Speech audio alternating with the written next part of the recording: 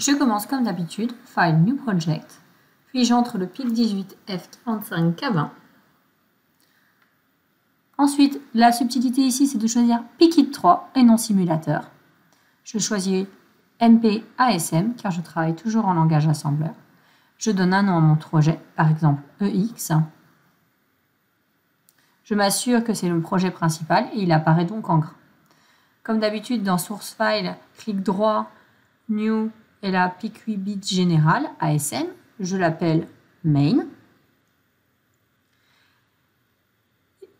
Il faut maintenant aller customiser le PIC-it. Donc on s'assure qu'on a choisi PIC-it. Si ce n'est pas le cas, il faut appliquer et ensuite vous aurez le même menu que moi. Dans PIC-it 3, vous allez choisir Power et vous allez cocher cette case. Ce qui indique que c'est le PIC-it 3 qui va fournir l'alimentation à la carte. Dans Windows, Target Memory View, Configuration bit, vous devez aller dire que l'oscillateur est un oscillateur interne, port fonction on RA6, RA7, celui qui est sélectionné maintenant. Vous le choisissez. Vous vérifiez bien que ça a été fait. On voit que c'est écrit INTI O67.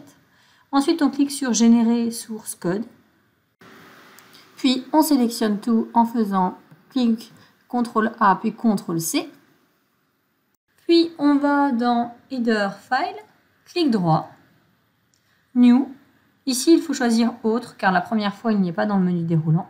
Assembleur. Et ici, on choisit le point .inc. On va nous demander de donner un nom. Nous allons l'appeler par exemple config. Et on va CTRL-V ce que l'on a copié tout à l'heure. On voit que dans ce fichier, le dièse include P18F45K20 est déjà fait. Donc il ne faudra plus le refaire dans notre fichier main.